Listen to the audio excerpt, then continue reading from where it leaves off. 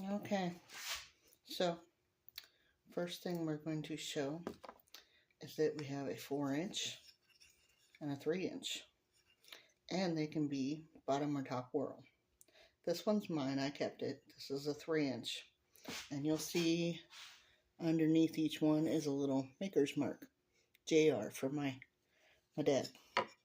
So each one's generally painted on the top. It's got a clear coat, and it will either have a clear, they have a clear coat on the bottom, not always a clear coat on the shaft. Some people don't like it slippery, but I will show you on mine because you have to be nice to these, but not real nice. They're pretty strong, but any screw, if you unscrew it a whole bunch of times, is going to loosen the place where it screws into the wood. I don't like bottom whorls. That's just my personal preference. But this guy, this is a little 3-incher. This is how we change from bottom to top.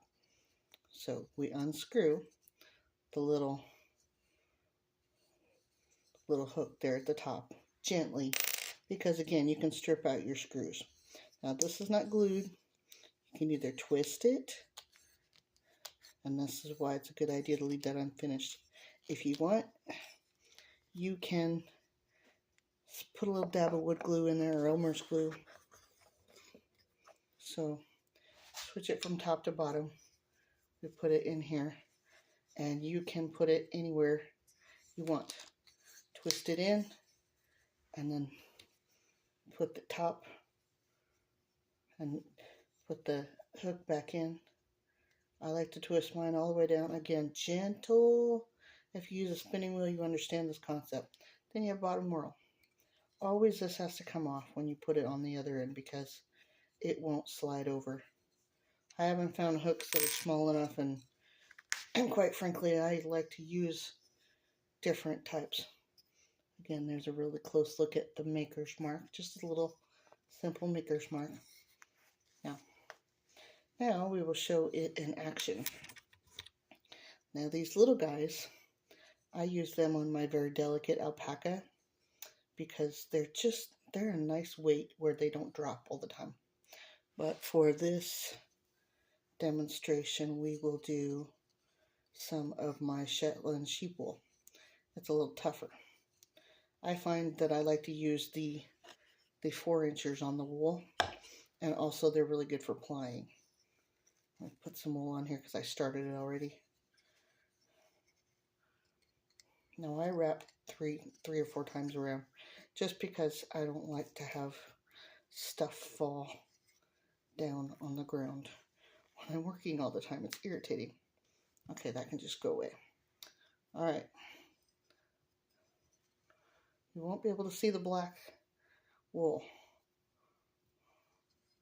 Okay, here's my start. And it's not very nice either. I have a bump in it already, but that's my fault. But I'm spinning fairly thin.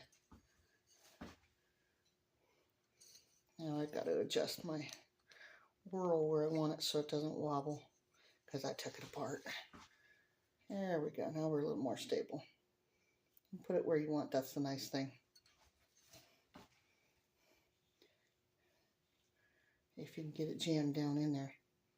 Okay, so my thread that I'm making is fairly thin, and I ply with these. Don't ask me to demonstrate the bottom whorl. I can, but I don't like to do it. I'm not very good at it. But top whorl I do just fine. So give that a gander. They're fun, and they're nice because I can get wool, a nice big ball of wool on there, about the size of a baseball or softball when I roll it up on here. And then I like the long shaft, or longer shaft, because this goes well in the car. I go in the car a lot, and when I spin, I will rub the thing on my leg. And I like to have it, when the yarn is on there, I have just enough room to do this deal, and I'm not tangling up or have to be careful or do this, because I don't like doing the flick thing. It's irritating. So I do it that way. So, hope that helps.